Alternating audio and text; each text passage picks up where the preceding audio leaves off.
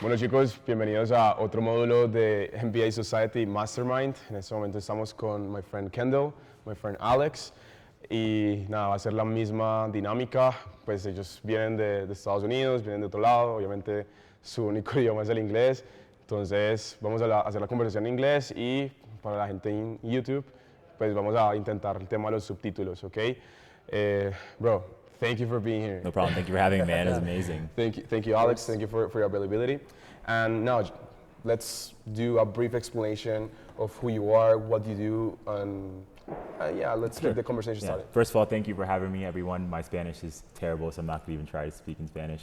My name's Kendall Shaw. I've been doing e-commerce for about a decade now. My current business, we have about 150 stores. So we have an automation business on Amazon, and we also manage a private group of 10 stores on Shopify. Outside of that, I also have a TikTok shop information business, as well as also managing my own 10 stores. I'm also a part-time CMO for a brand on Shark Tank called CMOS Transformation. So this brand, we do about maybe 1 to 2 million a month. So I've been managing that for the last 8 months and spent a lot of time on ads and just having fun. So thank you guys for having me. Perfect, bro. Alex, can you give us a brief explanation of who you are? Yeah, absolutely. My name is Alex Moy, and yeah, I've been in the marketing agency world for quite some time, actually. I started when I was 15, I'm 25 now, so 10 years. I've been in the game for 10 years, but right now I specifically focus on Shopify automation and coaching in the Shopify space. Similar to you, we also do done with you and done for you stores. And yeah, it's been a blast. Been just I think absolute like growth throughout the years. And yeah, right now I'm managing over 20 team members full time, all across the world, and having fun. Yeah, amazing, amazing. ¿Cómo? Que si podemos hablar Louder? louder. Yeah. Okay, perfect. Yeah, bro. So you do a bunch of stuff.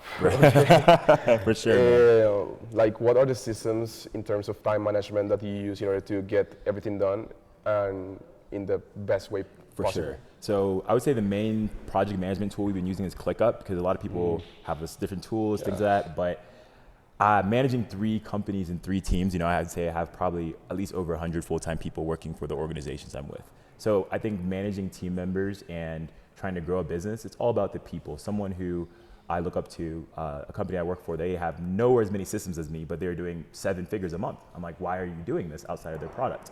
And it's because it's not about the process. It's really about the people at the end of the day. The task you need to do is going to get done regardless. Yeah. Either you're going to have to do it or your team member is going to do it, right? So it's more about pouring into your team members. And I would say the biggest growth I had for me was having team members that are domestic in America that I can really, obviously hiring someone in America is a lot more expensive, right? But being with them in person and being able to pour into them and being patient, like Josh said earlier. And the other thing is I have team members in all across the world. So Africa time zone, which is basically like 7 hours from here, and then also in the Philippines, in Bali. So the main thing is staying up late. I hate to say it, but staying up late for my team members that are in the Philippines has been the biggest game changer for me, just because communication and building processes and really pouring into team members in Southeast Asia is very important, because that $1,000 that you pay them, you're literally supporting someone's family, right? So they take your jobs very, very seriously. So being able to pour into them and refine the systems over time and being patient has allowed me to have my Southeast Asian teams runs all of my stores, they build all my landing pages, do all my conversion rate optimization, and now we're teaching them media buying on Facebook. But to do that, you have to make processes very, very simple. And the easiest way to do that is just recording your Zoom calls. And there's something also called claim.ai, where basically you can click a button and just record your screen, and it'll make an SOP without you having to talk, right? Okay. So that's one of the main game changers for me, just because I don't want to make a Loom video every single time I need to make a SOP. Okay, perfect. Like processes. Right. You're a big system guy. Yeah. Well, do you think it's about personality? Because in my case, I'm very, very bad at processes. That's why I always hire a COO to manage all of the SOPs, to manage my team, blah, blah, blah, because I'm more of a personality that likes to do strategy. Right. Do you think it's about personality, or do you think anyone can become someone that is proficient in system? Right. Well, I think everyone can become proficient in system, but being proficient and you loving systems, Right. it's a big difference. Right. So what's your approach? I actually, to be honest, I did not ever love systems at all. The reason for that is because it was honestly like push comes to shove, right? Because at the end of the day, your team is all you have, and I wasn't getting the results that I wanted. And I love strategy. I think strategy is the most fun. Being a visionary, all these things is great. But at the end of the day, the operations of any business is what's going to get the cash flow. So it's more of changing your mindset on systems and processes because it's very scalable, right? I look at building systems and building a team. I've been building the core team I have now for about 3.5 years. And I look at it as it's like kind of the compound effect. Initially, it's going to be like, oh my gosh, I have to make these documents and get on these calls. But if you fast forward to a year later, then that's how I'm able to do 6 figures a month with barely any management on my end. As long as my team, I'm showing up for my team calls and communicating with my COO, the stores are going to run, the orders are going to get shipped out, the new creatives are going to get made, the new advertorials are going to get made, the new landing pages are going to get made, the websites are going to get optimized. Why? Because I built a structure and a framework, kind of took my mind and downloaded it into my team. And I think if you like strategy, the easiest way to start is with a lucid chart, where it's basically mapping out visually what the strategy is. That's how I built a lot of my systems because I'm a very big visual person. So challenge yourself, because how do you think any business owner gets to 8 or 9 figures or even 7 figures a month? It's all through systems. Once you have a good product, it's your team at that point. Yeah, for sure. Yeah, I also run a low 7-figure per month operation with my team. It's all offshore. But bro, to be honest, like being plenty honest with all of you guys, bro, I really hate systems. I haven't found a way that I can actually like them. Yeah. That's why I hired the COO. Right. And I think it's a key hire. Do you have a COO, or are you your I have COO? I have a COO for sure. And also I would say my CEO, my VA, she really helps build out the system, which I think systems are just like how people do things in documented processes. Yeah. Mm-hmm. So I think you can start simple, right? Recording how you launch your campaigns, recording, here's why I think about writing ad copy. Whenever I think about systems, this is the golden nugget, right? It's what, how, and why, right? Why am I doing something? What is it? And how am I going to do it? And then at the end of the day, who is going to do it, right? Once you think about that, things are very, very simple, right, to do.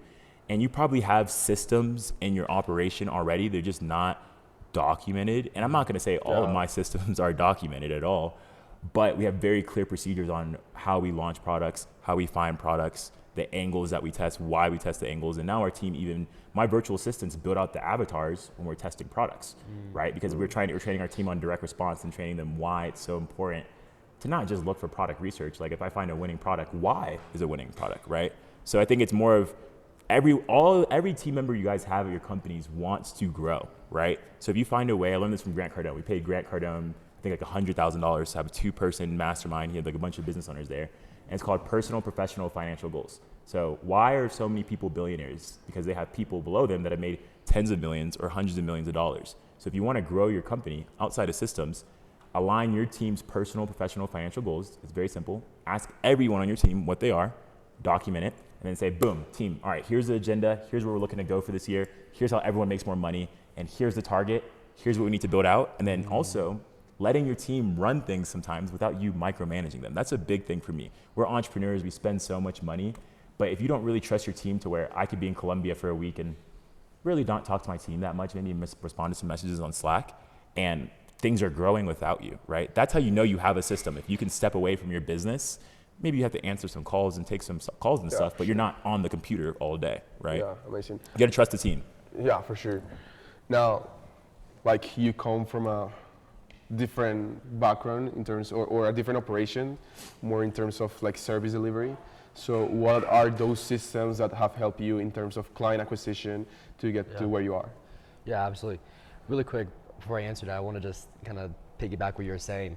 Because I feel like with systems, and I'm not a systems guy at all, I'm very much like, I just want to be on calls all day. And I think that you have to learn how to make your systems work for you, right? Because everyone's different. And for me, it was like, okay, if my system is for me to have a conversation with somebody, documented through Zoom, using AI to like create the SOP, that works for me, right? That might not work for everybody else, right? I know some people that like to write out SOPs, that's what works for them. So I think that's really important, just to kind of find your style and really, dive deep into that. As far as like what I do and And one thing that's really helped me grow my agency is being able to build a really good solid sales team, remote sales team. Do you have a remote sales team as well? Yeah. And yeah, as far as service delivery, being able to set expectations when you're bringing on new clients for your agency. It's one thing to sell, but it's also one thing to like set expectations and make sure that even on onboarding you set expectations as well. And I think that's really helped us be able to fulfill and provide an amazing experience. Perfect. More specifically around client acquisition, what are those systems that predictably get you X amount of clients per month? Yeah, understand your audience. So similar to e-commerce, you have to know your audience. You have to be able to know what marketing angle to hit that audience. And with client acquisition, you're not necessarily getting somebody to a website to convert right there, pull out the credit card, right? It's a little different because there's a little bit of a delay. They're going, you're generating a lead, and then that lead is being called by usually an appointment setter to make sure they book the appointments, and then you have a closer. So there's a multiple step process, and some deals don't close for weeks, right? But I think what's really important for us is making sure that during that time that we're in the process of closing them, that we're able to still communicate to them, whether it's a sales team member, whether it's an email marketing, SMS marketing campaign, drip campaign after they become a lead, and being able to put out those nuggets, put out those things that is going to continue to keep them engaged, and eventually going to convert them to a client. Cool. Well, because I also got multiple agencies. One pretty difficult thing for someone starting out an agency is first setting client expectations, and second communication. Yeah. How do you go about your communication processes? Yeah. Because communication is a big part in the client satisfaction strategy. If you're on top of them, if you're proactive instead of reactive, then you're a better service provider. So how do you go about communication systems in your team? Yeah, absolutely. I mean, I think you just gotta have a good understanding. Okay, what is the onboarding process, and then from there, being able to understand that. In any agency, I believe that you're dealing with clients, right? And especially remotes, every single day they're going to have a thought of whether they want to continue working with you or not. And that's a daily basis. It's not something that just happens once a month. They're continuing every day gonna question, should I still work with you? So it's important that you stay on top of them, and I think daily follow-ups.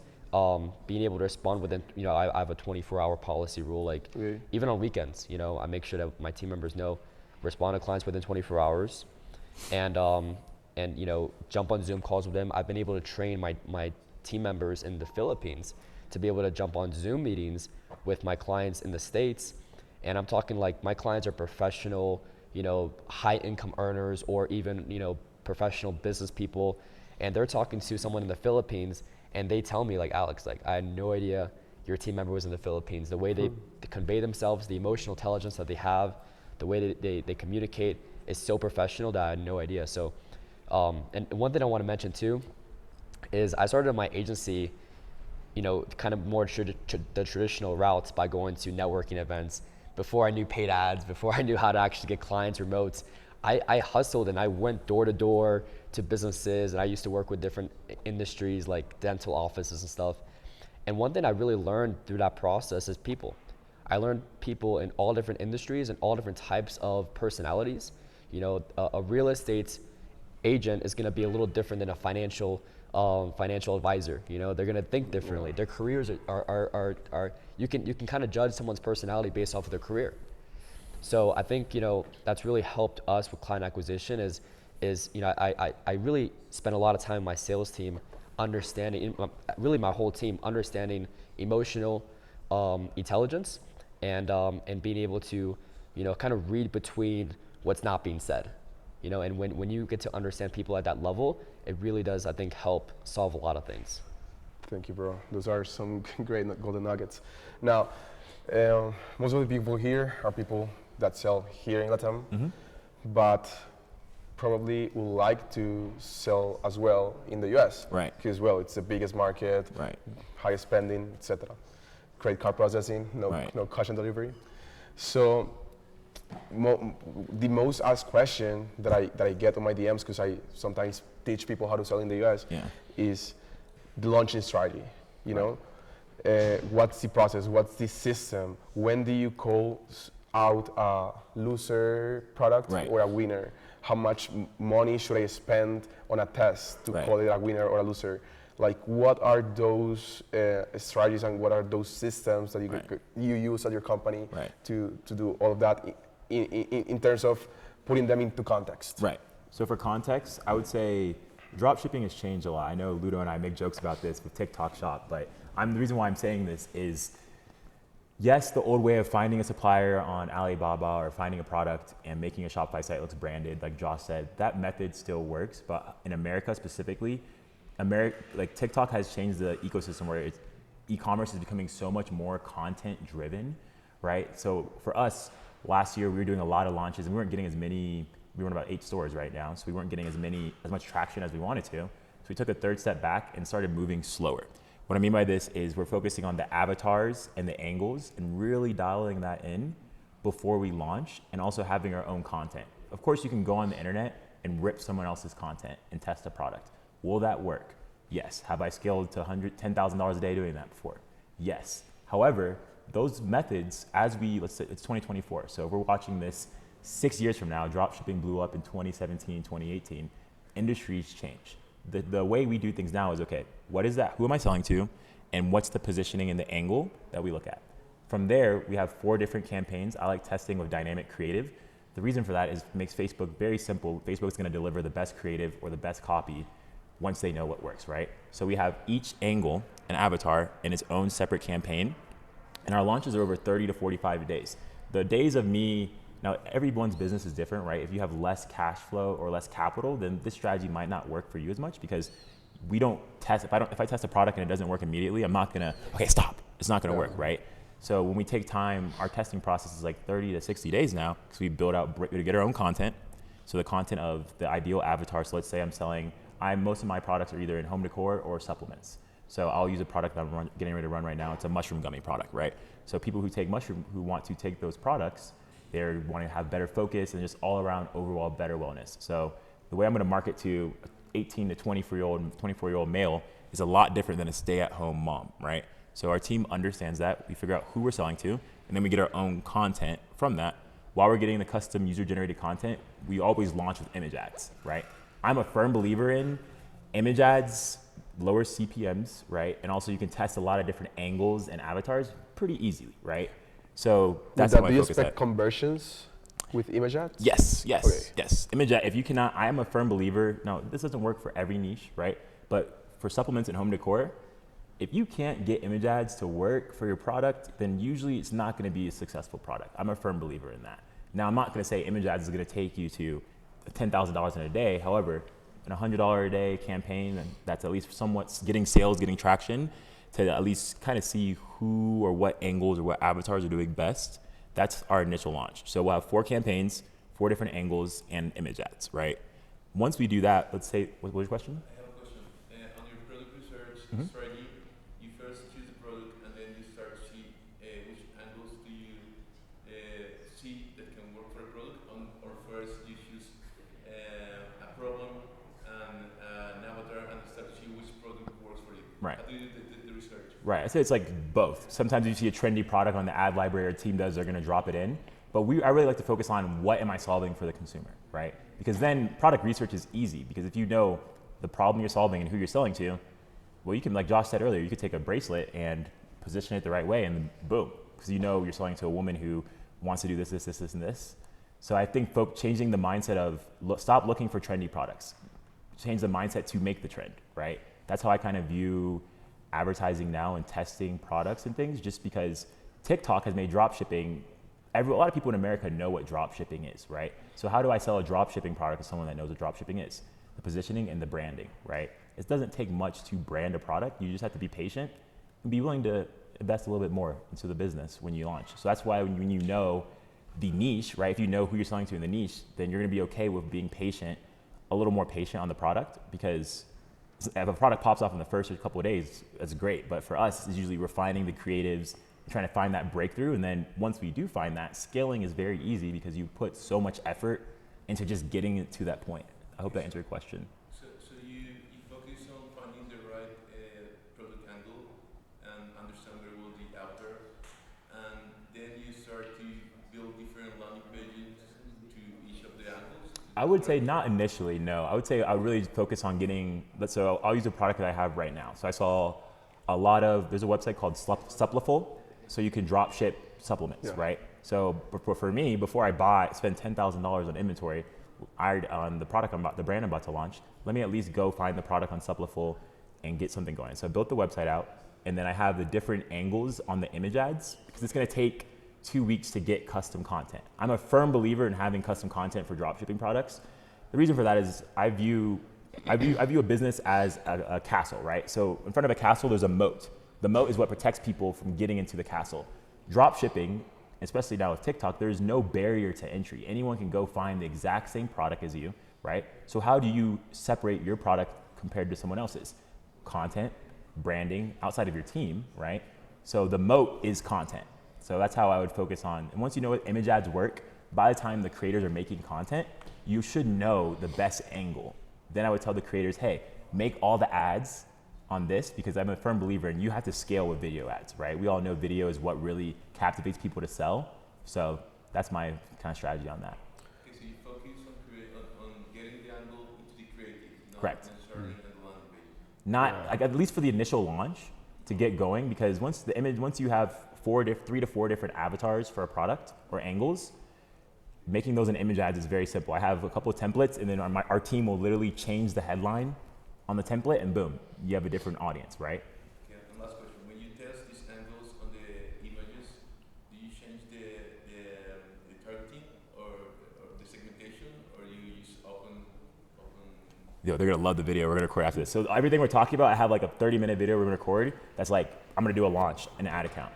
But I like to launch with 3 interests in a CBO campaign that's like 75 to 150 a day, depending on your average order value. Even if it's at under $100 a day, just being a little patient with just collecting the data, right?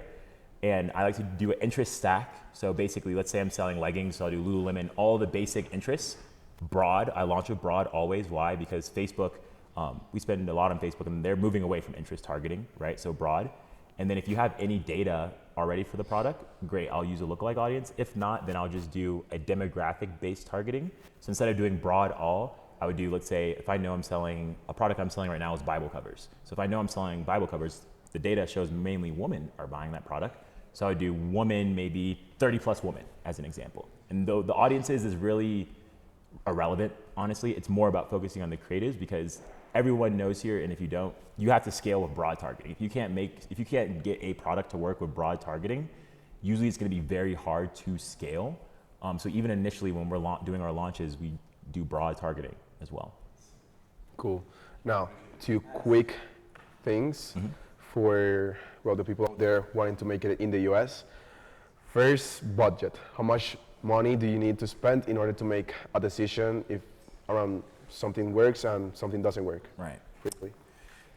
The age-old question. I mean, I would say, so this is the thing. Our team is trained on like, okay, you have your break-even point on your products, this and that, but I just think the way we're doing our launches now, we're investing a lot more into the content. So I'm not gonna just give the product up if it's like not working. I'm really trying to, going to competitive products and competitive niches, so I already know the demand for the product is there.